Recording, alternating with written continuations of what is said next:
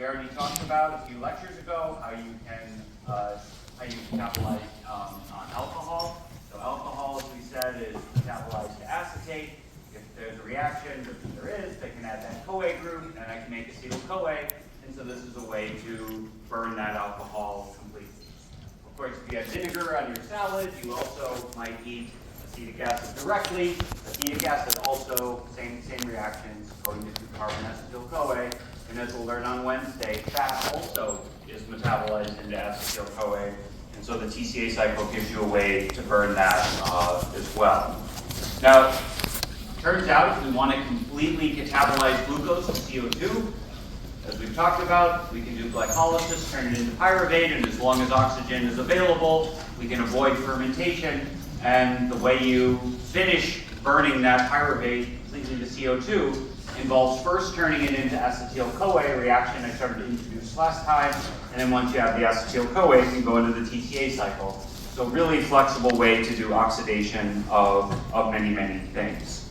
Where I want to start today is actually discuss this reaction, how you turn pyruvate into acetyl-CoA. And so this also occurs in the mitochondria. As we said, there's two things going on here. We get this, remember pyruvate is this alpha keto acid.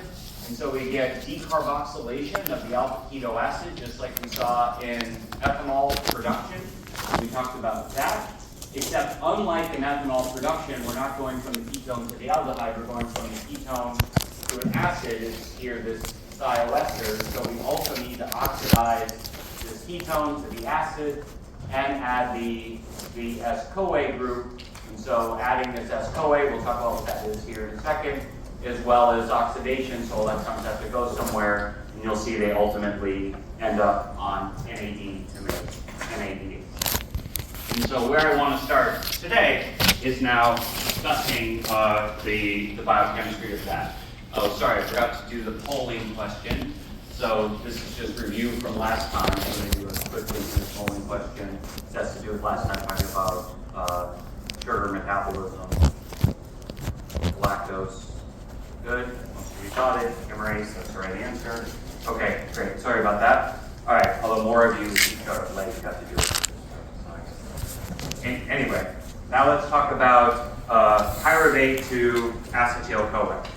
So you might imagine you could do this in two steps, just like we showed with alcohol metabolism, right? We could make acetaldehyde and then oxidize that somehow and add CoA, but that's not what happens. It turns out that there's one set of reactions that carries this out, or one large coupled reaction. Lots of stuff going on in this reaction, and so lots of cofactors, of course, are derived from vitamins, are required to do this. And so some of them are written up there. We have to have this S-CoA, this so-called coenzyme A group. So we've got to tell you what coenzyme A is. I haven't done that yet. It's alpha keto acid decarboxylation. And so that, my guess, is going to require the cofactor TPP+.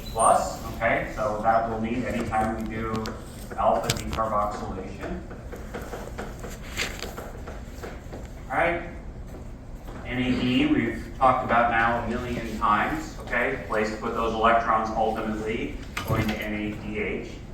Turns out there's two new electron carriers I get to talk about for this reaction to happen that haven't been introduced yet. A molecule called FAD, I'll tell you what that is, as well as another electron carrier called lipoic acid. All right, so I need to tell you what coenzyme A is, as well as FAD and lipoic acid, in order to have you understand fully what's going on in this reaction. All right, let's start with coenzyme A. So coenzyme A is this molecule.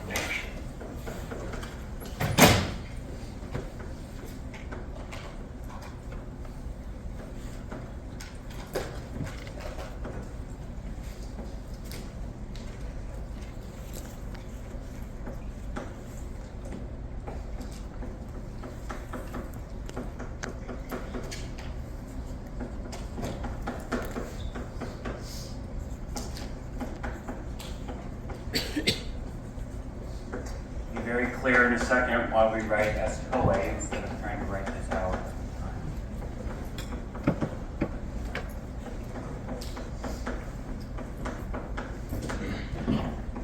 Okay, so this here is coenzyme A, much easier to write S-CoA, all right? But I think it's important to recognize that coenzyme A, even though it's really tiny when I write it as S-CoA, it's this giant group, all right? So it's quite big. The SH, this is what makes that thioester bond, right? That's the S in the S-CoA. This is where the business end is we've talked about. But basically, this part of the molecule here is the vitamin pantothenic acid. All right, so if you read the side of your cereal box, that's the thing that's written on the side of your cereal box. Of course, if you look at this down here, I abbreviated this here. A is for adenine. Okay, so this here is an ADP that has a 3' phosphate on it. So ADP with a 3' phosphate. So like many of these vitamins that we've seen actually have incorporated various nucleotide species. But this whole group is coenzyme A. All right. Coenzyme A, you will see over and over again. We're going to talk about it obviously today in the setting of acetyl-CoA. We'll talk about it next time when we start talking about fatty acid and fat metabolism. It turns out this is useful because this making thioesters ends up being a good leaving group, and that ends up being good for a bunch of acylation reactions. So acylation reactions are things that are adding 2 carbons or greater to other molecules. Okay, so just like we saw here, we're going to take those 2 carbons from acetyl-CoA, add them to oxaloacetate. That's an acylation reaction. Okay. Next one is FAD. FAD stands for flavin adenine dinucleotide. And FAD is an electron carrier, very much like NAD was an electron carrier. Okay, so this one is from vitamin B2, also called riboflavin. My favorite vitamin before I had any idea what these did, just reading the side of the cereal box many years ago. And basically, it effectively will pick up 2 electrons as a hydride ion, exactly like we saw for NAD. Okay, so what does this look like? Okay, so I'll draw it up here for you.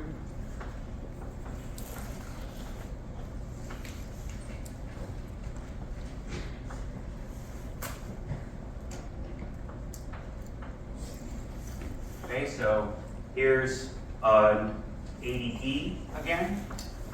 Okay, so just like NAD was, it was a dinucleotide, except this one, it actually doesn't have a sugar for the other nucleotide. It actually has a sugar alcohol. So it's ribitol, no carbonyl group, just sugar alcohol. But it's still a 5-carbon sugar alcohol, but it's just 5 carbons where all of them are alcohols.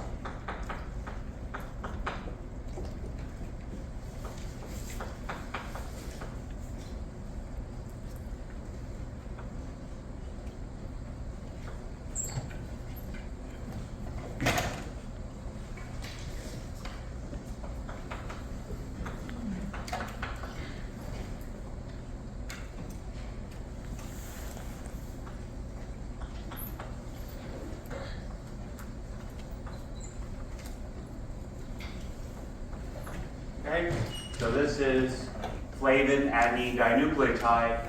This part here being the flavin group derived from riboflavin, hooked up to the sugar alcohol, so not really quite a nucleotide like NAD, but close, and then hooked up to this ADP, the molecule. The active part is this part right here. Okay, so this here would pick up, said 2 electrons, okay, as a hydride ion. Okay, so this here as I drew it, is the oxidized form of FAD, and it can basically go to, it picks up 2 electrons. I'm not going to draw the whole thing out, but there's you'd have this piece here. This would give the reduced form, which is written FADH2, right? Because the 2 electrons from the hydride ion picks up a proton there, so FADH2. This is the reduced part. If you notice here, looking at FAD, there's a conjugated double bond system, so it's yellow, all right? So you can see that this is yellow. That's the flavin, the riboflavin, the flavin part. I think that's Greek or Roman or something for yellow. I'm not great at classics. But FADH2 reduced no longer has the conjugated double bond. Now it's not yellow, and so you can imagine the ancients could look at the redox reaction just by changes in color, which is always kind of fun. Okay, so that's riboflavin. And then the last one, and if you'll excuse me for space, I'm going to lower this board and use it here, is lipoic acid. So lipoic acid looks like this.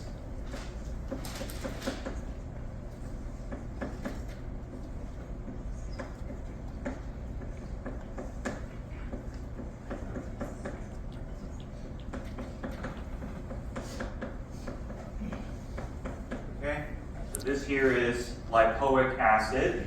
Okay, this here is oxidized. Okay, oxidized lipoic acid, disulfide bond, right? 2 sulfurs bonded to each other.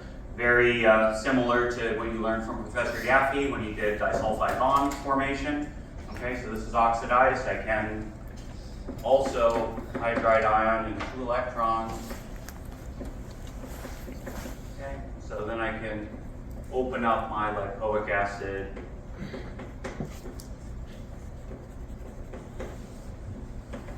Not draw out the whole thing, but this here would be the reduced form of lipoic acid. So, seen NAD before, seen PPP plus before, there's coenzyme A. This is lipoic acid, another electron carrier can go between an oxidized and reduced state. This is FAD, yet another electron carrier can go between an oxidized and reduced state. And it turns out that the reaction that carries out this pyruvate oxidative alpha decarboxylation it's actually multiple protein subunits that come together to form a complex. What I mean by that, it has more than one polypeptide that's encoded by separate genes, okay? And then each of these complexes come together to form some multi-subunit functional enzyme. Right? For this enzyme complex, it's sometimes referred to as PDH, which stands for pyruvate dehydrogenase. Okay? So dehydrogenase acting on pyruvate, but it's a complex, so it should technically be pyruvate dehydrogenase complex. I will often abbreviate it PDH. Some people will abbreviate it PDC. Okay, pyruvate dehydrogenase complex, same thing. And it turns out that each of these, there's 3 major subunits to this complex, which are creatively named E1, E2, and E3 for enzyme component 1, enzyme component 2, enzyme component 3 of the pyruvate dehydrogenase complex. And it turns out each of these has a different one of these cofactors associated with it. So E1 would have TPP plus. Yes, that's where chemistry is going to happen for the decarboxylation reaction. E2 is going to have lipoic acid, and E3 is going to have yellow FAD. Okay? And you'll see that these are going to form an electron transport chain of sorts, which I'll describe here in a minute. Okay.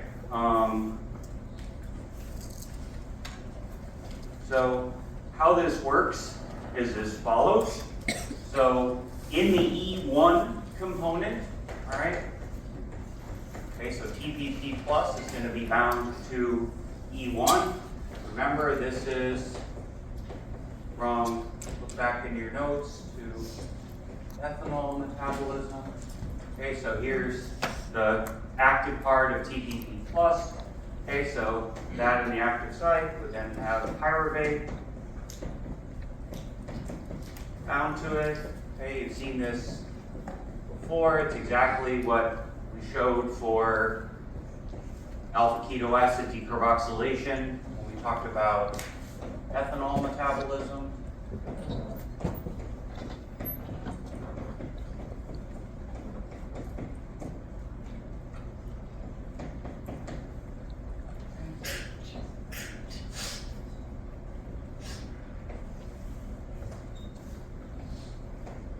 So decarboxylation, CO2 comes off. Everything here is reviewed.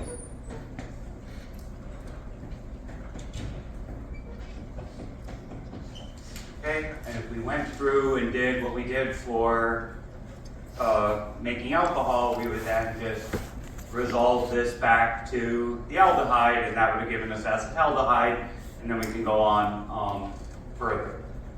But instead, what we want to do is we're going to instead oxidize this carbon, and this is done with the E2 subunit. Okay, so here, this is lipoic acid as part of the E2 component of the enzyme. Lipoic acid.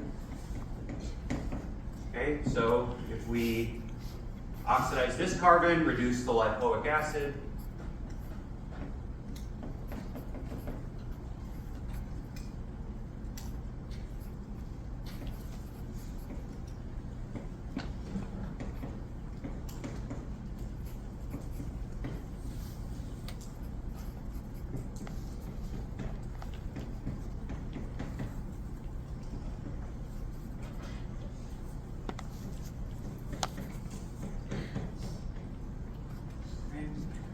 now,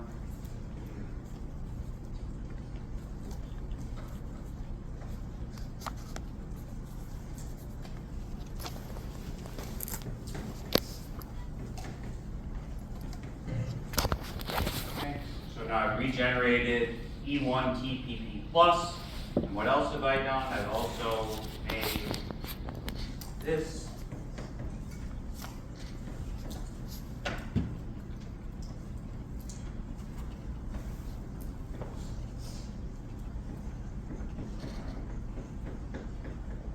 Okay, so now we have this here bound to E2.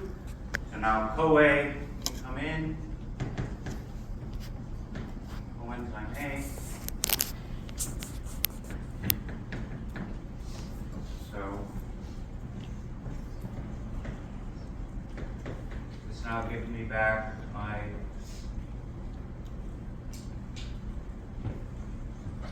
E2 with lipoic acid, but that lipoic acid is going to be in the reduced state. Okay. And what comes off the molecule is product, which is acetyl-CoA. However, you'll notice I can't continue this reaction, right? Because now I have lipoic acid reduced, and the next cycle of the enzyme comes along, I need an oxidized lipoic acid in order for the complex to keep working. And so this would, to deal with this is where E3 comes in. All right, so I can, okay, so now here I have my hydride ion. Hydride ion can go over here to our FAD on E3. If I do that, that FAD, by the mechanism I showed you over there, is going to go to FADH2. All right, that's great. Now I regenerate my oxidized E2. All right, but now I'm stuck because now my E3 is reduced, so I have to do something with those electrons, and those electrons on E3 would then be the ones that give it to NAD plus to go to NADH. Okay? Effectively, E1, what it does is it does the oxidative decarboxylation, but then the electrons are ultimately passed across E2 into E3 and ultimately to NAD plus to NADH. And effectively, you're using the favorable oxidation, that energy released, both to ultimately give the electrons to NADH, but also to enable this CoA addition, which is a useful molecule that you'll see for cells. Now, I know this is a bit confusing, but I think it's easier maybe if we draw it out this way, okay? So if we take here pyruvate, okay, so what's happening is pyruvate is going to acetyl-CoA. CoA is coming in. Right? This here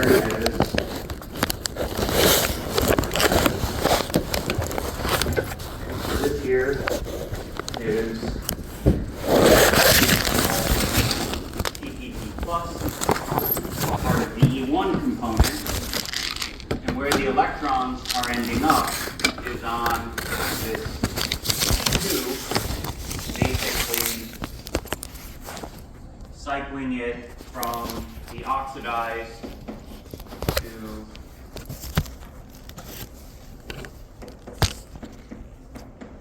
the reduced form, okay? Then we have to deal with those E2 electrons, okay? So that would go here onto E3, okay? Going between the oxidized and reduced form, and then ultimately ending up on plus to go to NADH. All right. So electron flow is going E1 to E3, ultimately to NAD or NADH. Note, this is an electron transport chain. Okay, it's not the electron transport chain that you memorized in high school. Okay, that's in the mitochondria. That'll come up next week. But it's still, nonetheless, an electron transport chain. This is a little bit of a preview for what you'll learn from Professor Ringel here coming up next week. But effectively, these electron transport chains is just another way of energy transduction in cells. Okay, remember we talked about this a million times in the beginning of class. We start with one substrate and with another product. The energy change, delta G, is the same whether we do it in one step or a million steps. So by breaking electron transport into multiple steps, it's a way to sort of break up the favorable electron transport into different steps, which allows you to couple those steps to do something else interesting, okay? So the benefit here is that we get to do two things, right? We make an NADH, and we also use the favorable decarboxylation here that's happening both to make the NADH as well as add this CoA group to pyruvate. Now you'll notice in order for these reactions to happen, the electrons had to go somewhere, right? So we had to always satisfy those cofactors. And, you know, in essence, this is a mechanism that nature uses in order to do this oxidative decarboxylation of alpha keto acids in a way that also couples it to CoA addition. Getting the acetyl-CoA is relevant because now you sort of activate these acyl groups as a way to do acylation reactions, which you'll see today is relevant because the first step in the TCA cycle is citrate synthase, which is what we will turn to next. Okay, so now we're ready to talk about the TCA cycle, okay? And how we actually are going to carry out these reactions where we combine 2-carbon acetyl-CoA and oxaloacetate and then oxidize that citrate back to oxaloacetate. Remember that this was originally figured out by Krebs. As I told you last time, Krebs just thought hard about how this might happen, drew down what he thought the chemistry would be, and turns out he was right. And so while you memorize this in high school, this is not, as I keep saying a million times, there's a logic and a reason metabolism works the way it does, not just that this happens. Okay, so now let's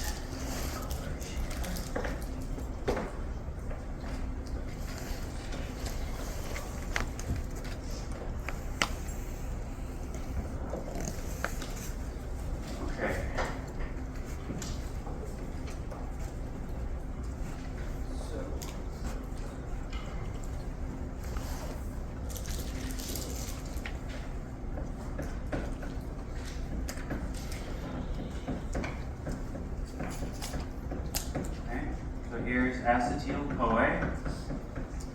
All right, and so we are going to,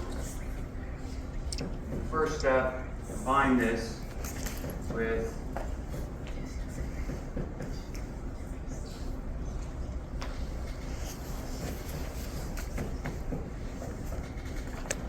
oxaloacetate. All right, so we're going to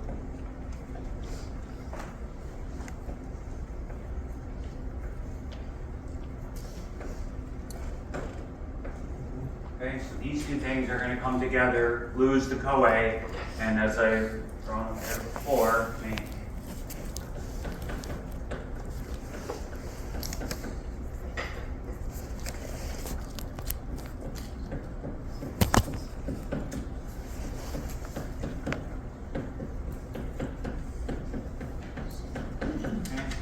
so 6-carbon citrate.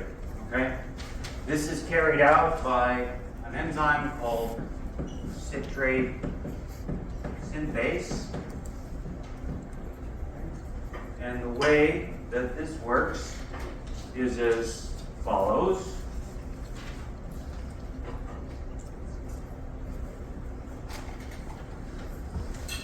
So I'm going to redraw acetyl-CoA here slightly differently for you. See how this can work. Again, the point in 705 isn't that you learn every enzyme mechanism, right? But I want to give you a flavor of what's going on. Turns out there's an acidic group bound here and a basic group up there that effectively will favor us being able to this sort of enol-like molecule. We've now seen this trick like a million times.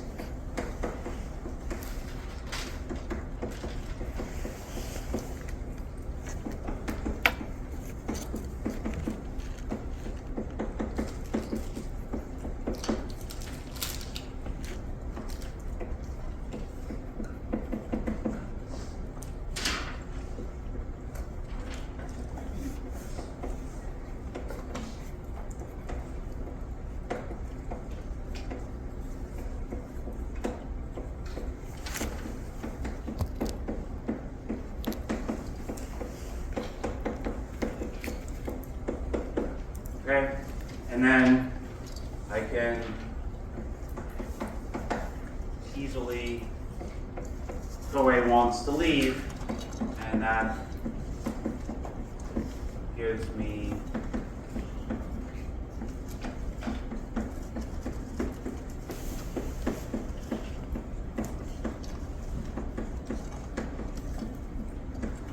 okay, 6-carbon citrate. And you can, again, this is a mechanism we don't have time to get into in great detail, but at least gives you a flavor of how you attach basically this carbon of acetyl-CoA to this part of oxaloacetate to get citrate. Okay? So this is first step, that's production of citrate. Okay, next step, what we're going to do is we're going to turn that citrate into isocitrate, okay? And so this is going to go through an intermediate, all right? So first part here of the intermediate is we're going to take water, so we're going to basically remove water across this bond.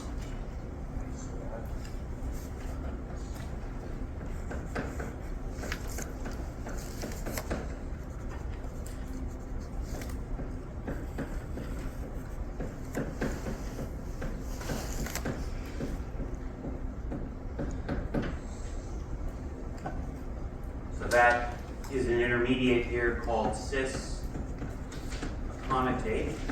Okay. And then we're going to just re-add the water. So we took it off this way. Now we're going to re-add the water asymmetric the other direction. So now you'll get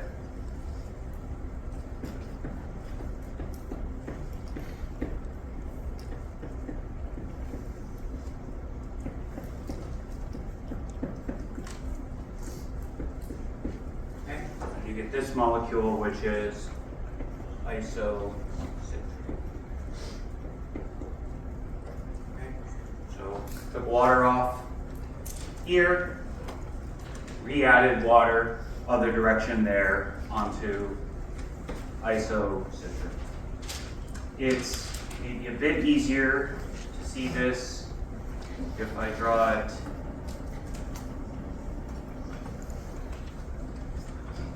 differently.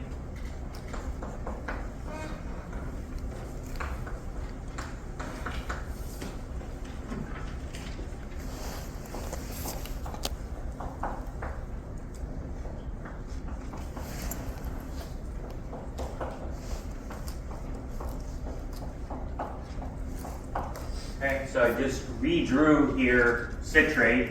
I just kind of twisted the molecule in a way so you can see I'm taking off these two molecules here, right? So if I remove water like that, I'm left double bond there. And then if I come along and add water in the other way, now I end up with isocitrate, okay? So just taking water off, adding water back the other way, citrate to isocitrate. Now I want you to note, if you look at this carbon right here, which is where the oxygen was initially, okay, or this carbon here where the oxygen was initially, if you look at this is not a stereocenter, okay? So this group and this group are identical, all right? So there's nothing stereospecific about that carbon, yet this is something that a quirk of nature, that nature still treats this asymmetrically. So where you basically carry out this reaction, which is carried out by an enzyme called aconitase, okay, that aconitase always will act on the two carbons that come from oxaloacetate. All right, so discovered by this guy called Ogston, called the Ogston concept. That's not so important. But what is important is that this reaction of aconitase always acts on the oxaloacetate carbons. And so it's an example where nature treats a symmetrical molecule asymmetrically. And this has consequences because if we want to trace where carbons come from across the TCA cycle, I use these colors on purpose because it will always be the acetyl-CoA carbons are up here in green, and the carbons that came from oxaloacetate will remain here in purple as you go through the TCA cycle, even though just looking at this molecule, you might think that they're scrambled, but bottom line is they are not, okay? All right, so that's a constant. Next reaction is we're going to take isocitrate and we're going to oxidize this carbon. Okay? So if we oxidize the isocitrate carbon, if we oxidize it, electrons have to go somewhere, Na plus, NaDH, all right? And we end up with this molecule.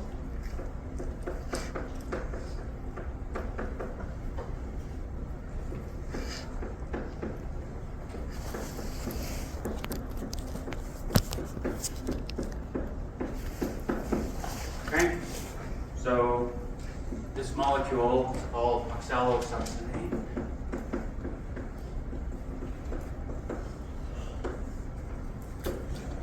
intermediate, so a condensase would do the water on and off, citrate to isocitrate.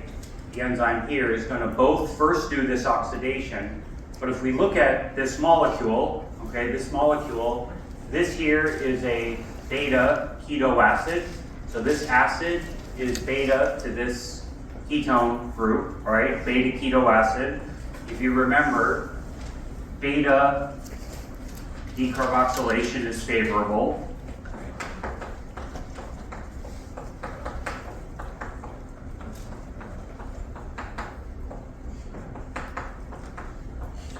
So here's oxalosuccinate.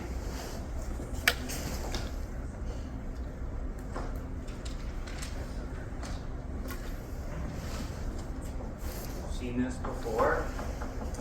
Okay, so that CO2 comes off.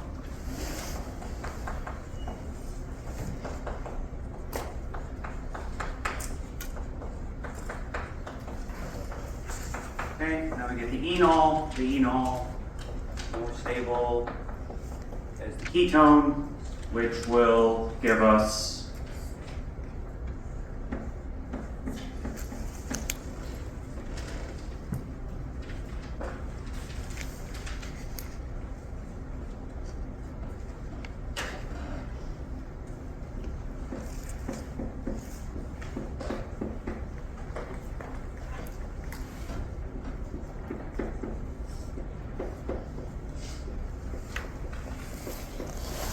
this molecule, which is called alpha ketoglutarate. All right. So just rearrange this, straighten it out, and you'll get so it's clear.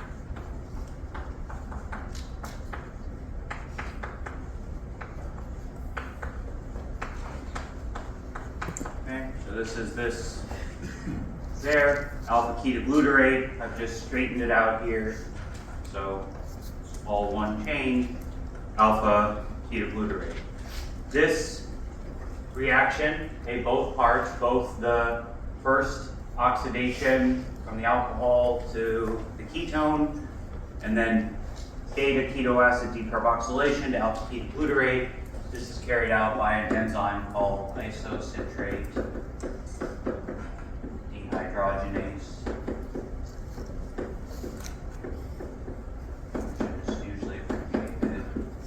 IDH or isocitrate dehydrogenase. Okay? All right.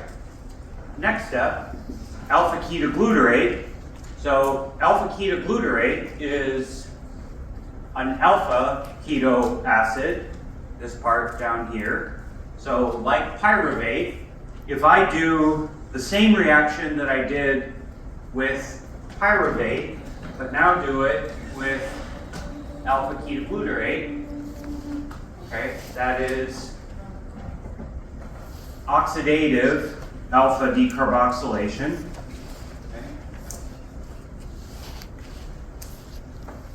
What I would get from that is, so what is that? So that's adding coenzyme A, releasing CO2,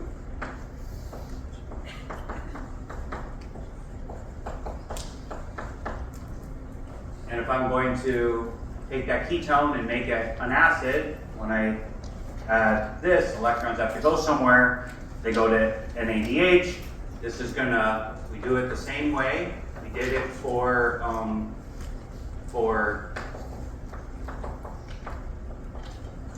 pyruvate dehydrogenase. Okay.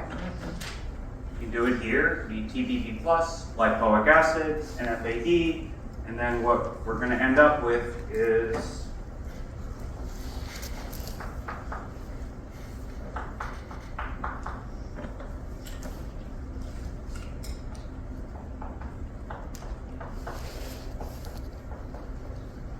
this molecule, which is called succinyl CoA, right? So I did exactly the same reaction there that I did for pyruvate dehydrogenase, so I don't need to show you the mechanism. The mechanism is identical to what's shown up there on the board for pyruvate dehydrogenase, including having E1, E2, and E3. In fact, the pyruvate dehydrogenase complex and the alpha ketoglutarate dehydrogenase, or AKGDH, okay?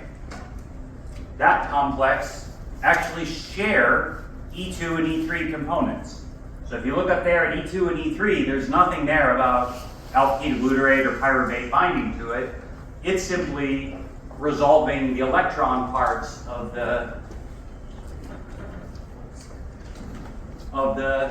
E1 component. So alpha ketoglutarate dehydrogenase would have a separate E1 subunit, which is specific for binding alpha ketoglutarate, 5 carbons, whereas pyruvate dehydrogenase complex would have a E1 subunit that's specific to bind 3-carbon pyruvate. All right, but the E2 and E3 is shared, and regardless, the outcome is the same. You make the CoA, all right, acetyl-CoA, or in this case, succinyl-CoA, which is basically same chemistry happening to get both. Okay, so that's next step. Okay, next with that succinyl-CoA, so remember we used the CoA of acetyl-CoA in order to drive this citrate synthase reaction. What we're going to do here for the succinyl-CoA is we're going to use this to drive synthesis of ATP. So take the CoA off. And actually, it's the GTP we're going to make. But as we talked about last time, GTP and GDP are effectively equivalent molecules. This is carried out by an enzyme called succinic kinase. Succinic thiokinase, to show you forward.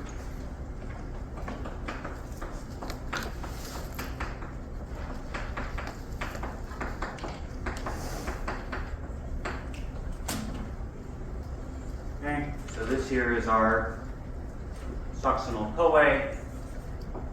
CoA is a good leaving group.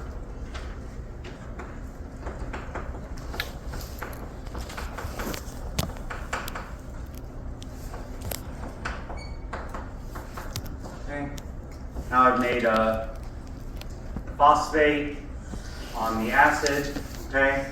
Just like we saw for 1,3-bisphosphoglycerate, this is a good phosphate donor, and it happens to phosphorylate to break symmetry. So the carbons will track. Where it was from acetyl-CoA, will stay the green carbons until we get all the way to succinate. But once we get to succinate, now this molecule can randomize itself. Okay, now we can act in either direction. Turns out the next step is we're going to oxidize this carbon-carbon bond. Okay, if we oxidize this carbon-carbon bond, okay, electrons have to go somewhere. In this case, we're going to use FAD, going to FADH2. All right, so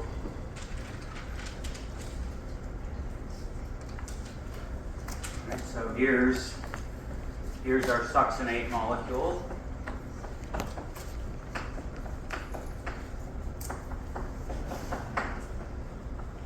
Okay, here's our succinate molecule.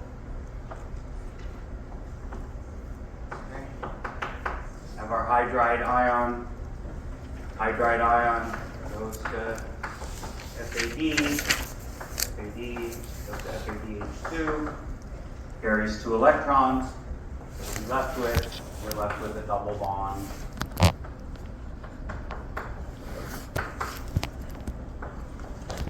There. So as this is randomized, I'll stop using colors. And that is this molecule.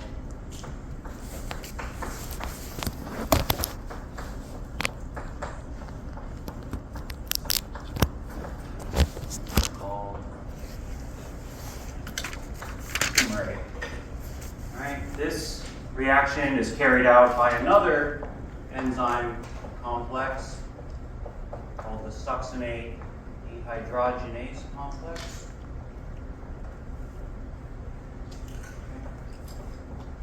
SDH. All right, succinate dehydrogenase. Succinate oxidizes this carbon-carbon bond to a double bond, gives us fumarate. Now it gets pretty simple. Next step, I'm just going to add water across this double bond.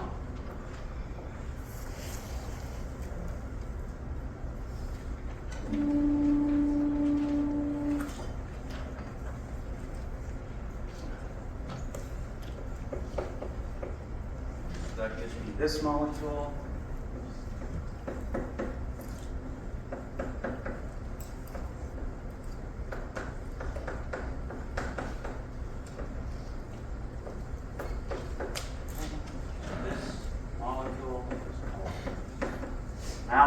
Malate, okay? This is catalyzed by an enzyme called FH or fumarate hydratase. Okay, that gives me malate. And now if we look at what's different between malate and oxaloacetate, okay? This is a ketone, that is an alcohol. How do we get to a ketone to an or an alcohol to a ketone? All we have to do is oxidize this carbon, which we've now seen like a million times. So if we do that, okay, the electrons have to go somewhere. This is one that I need to show you. I'm not even going to bother drawing it because we've done it so many times. Give the electrons to NAD, give me NADH, and that.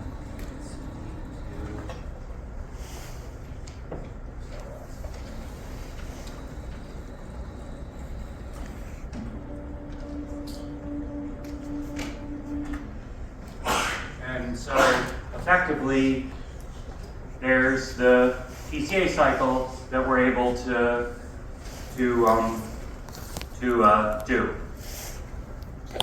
Note that I did the entire TCA cycle, and I barely had to show you any new chemistry along the way. The new chemistry I showed along the way was really the chemistry I showed you for the oxidative alpha decarboxylation. And effectively, everything else going on is just variations on what I've already showed you when we talked about glycolysis and gluconeogenesis. So I don't want to take away from Krebs and how impressive it was that he was able to just, wake up one morning, get out of the shower, and draw the TCA cycle. But nonetheless, it also sort of makes sense how Krebs was able to do this. Oops, sorry. The last thing I didn't do is I didn't tell you the name of this enzyme, which is malate dehydrogenase.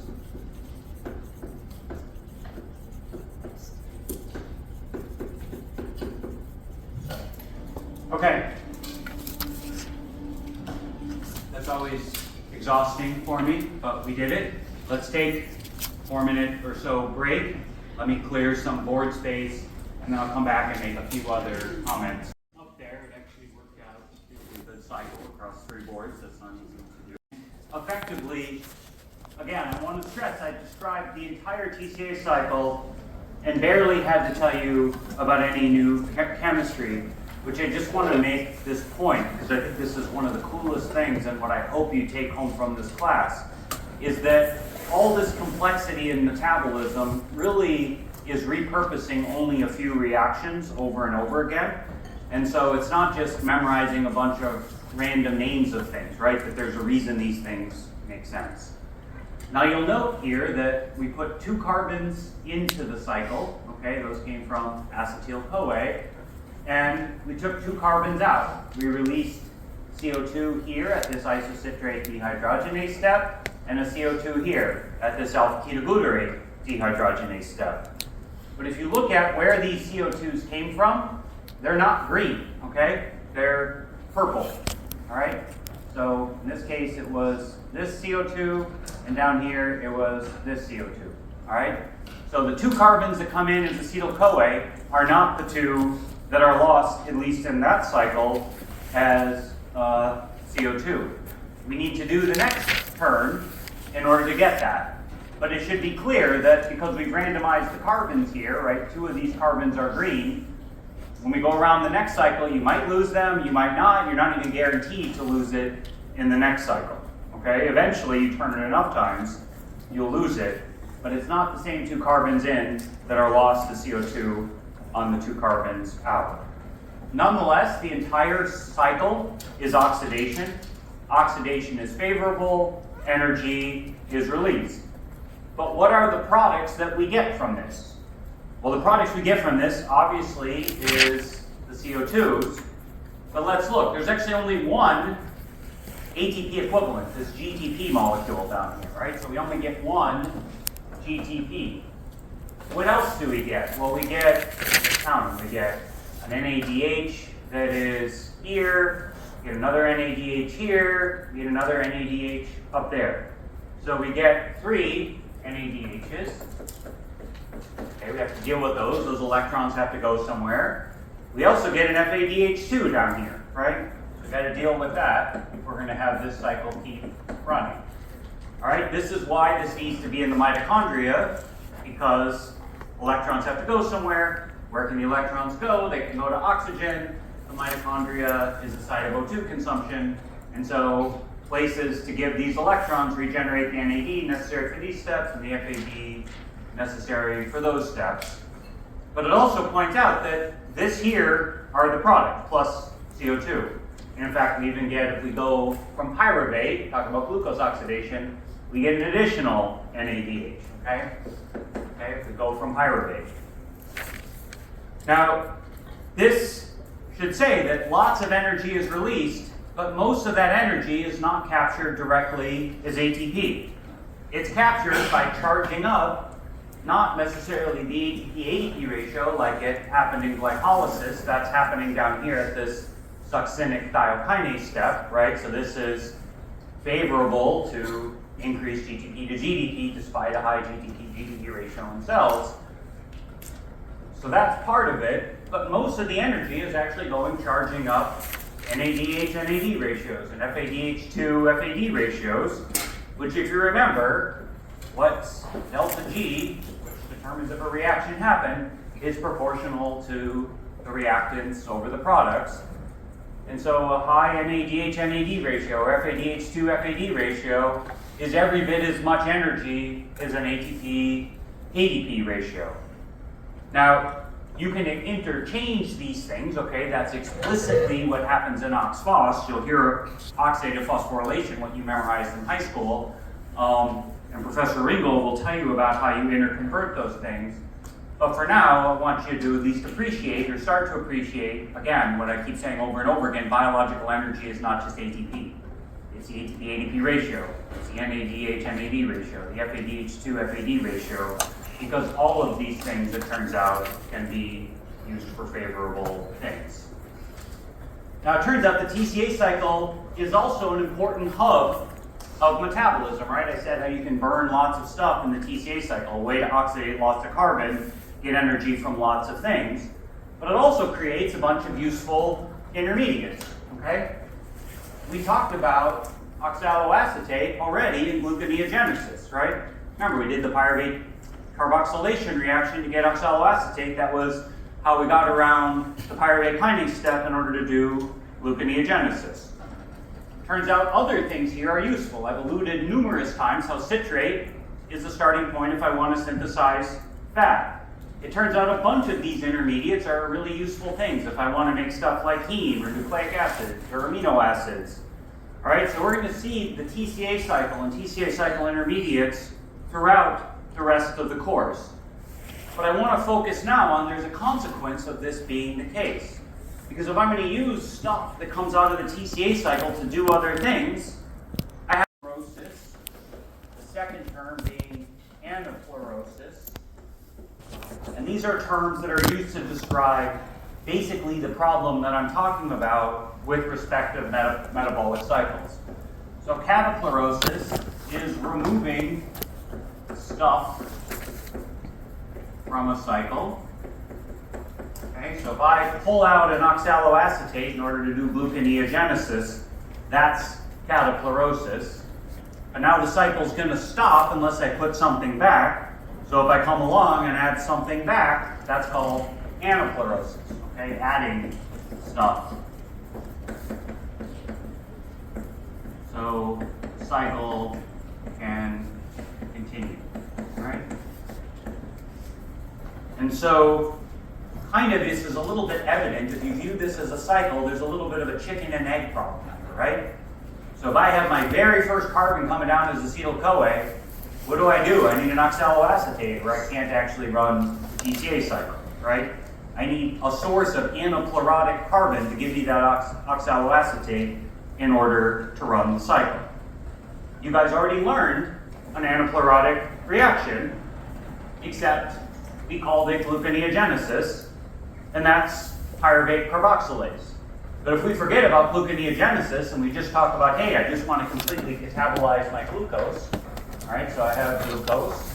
I can run my glucose down and I'll get 2-pyruvate, all right, that's glycolysis, all right.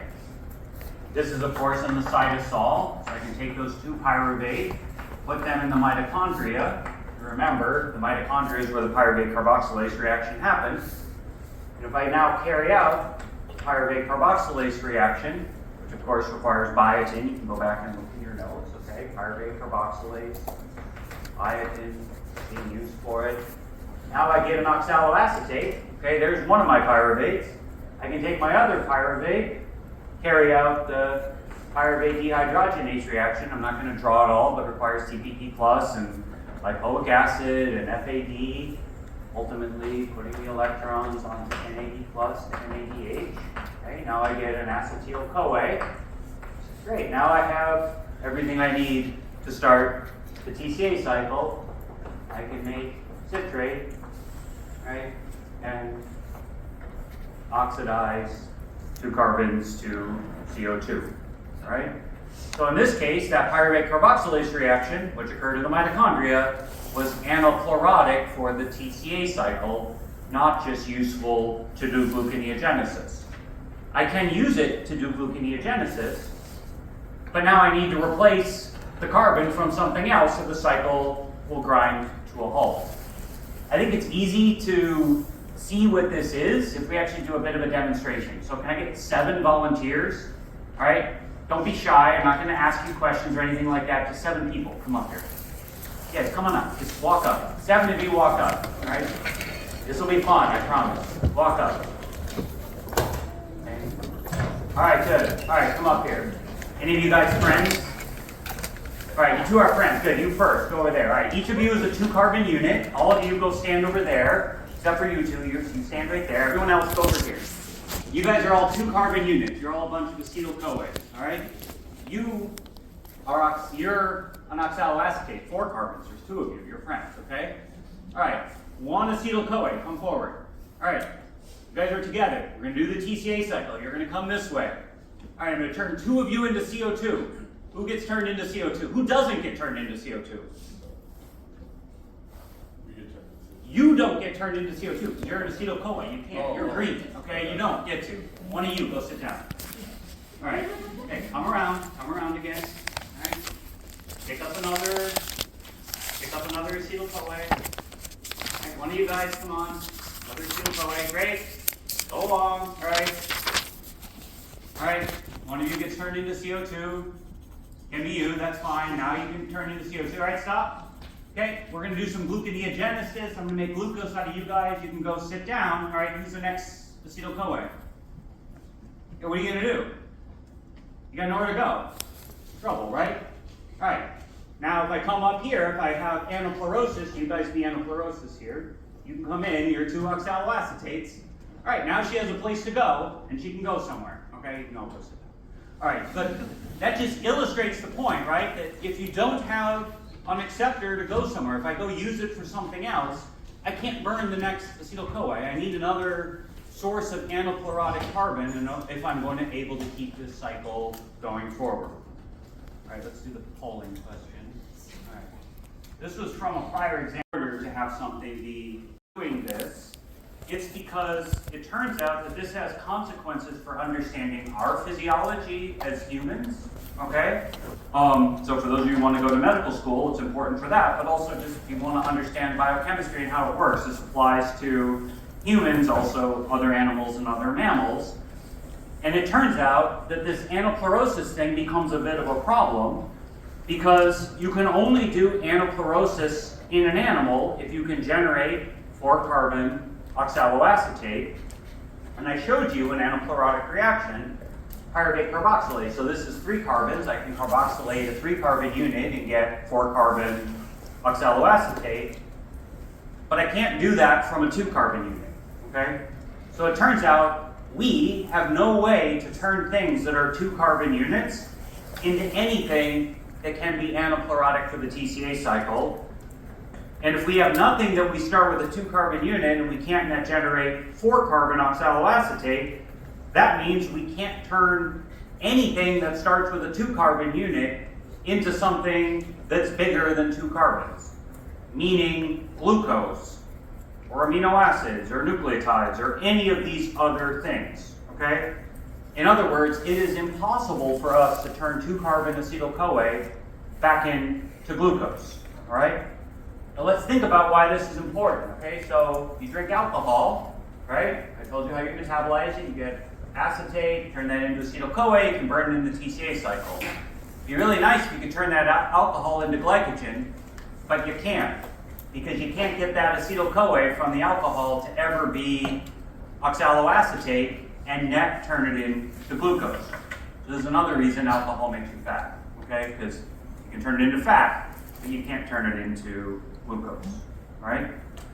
It also means that the only option you have for 2-carbon things, like anything that's 2-carbon, is to turn it into fat. So this is the basis. Have any of you ever heard this old adage that you can't burn fat unless you eat some sugar?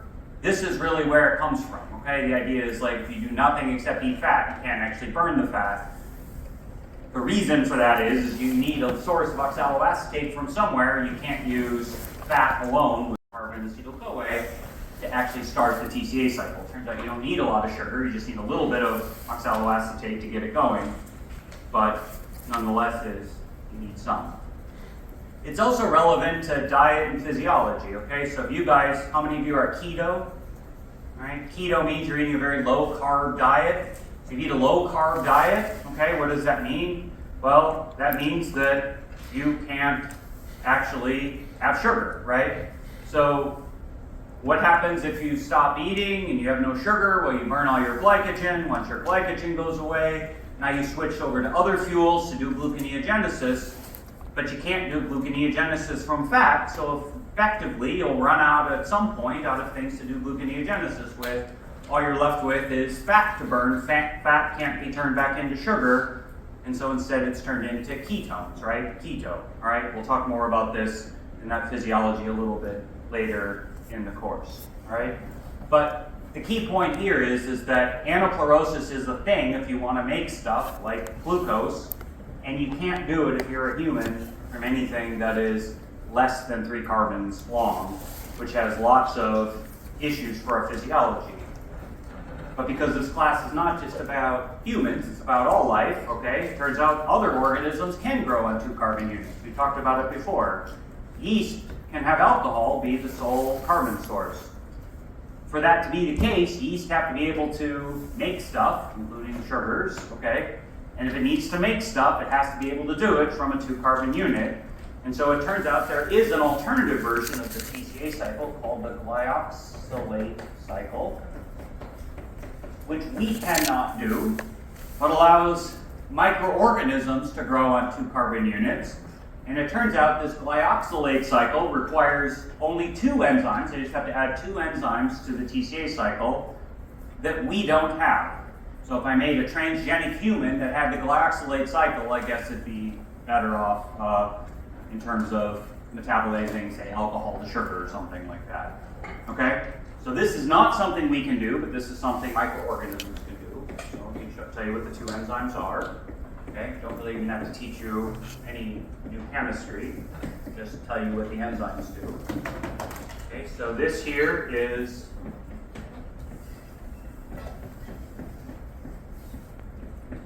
so so this here is isocitrate.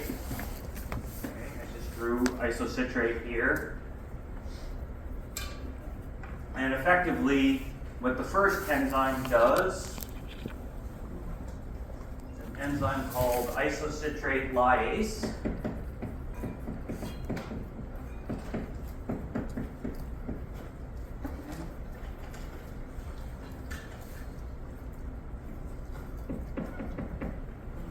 And it's just going to break this bond here, which will give me two things. On the top,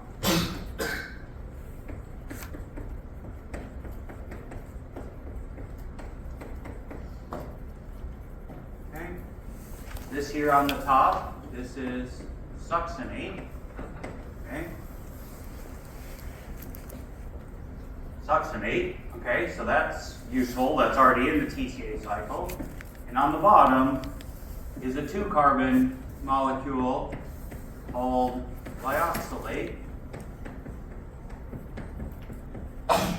which is not in the TCA cycle. We don't have it in the TCA cycle because this is only part of the glyoxylate cycle. So it turns out if I take glyoxylate and I combine it with acetyl-CoA, okay, 2-carbon unit, also used to enter the TCA cycle. Okay, that acetyl-CoA can go through a reaction catalyzed by the other enzyme that's part of only the glyoxylate cycle called malate synthase, which will carry out the identical reaction to citrate synthase, where I'm going to take these 2 carbons from acetyl-CoA and add them here to the aldehyde of glyoxylate. Okay.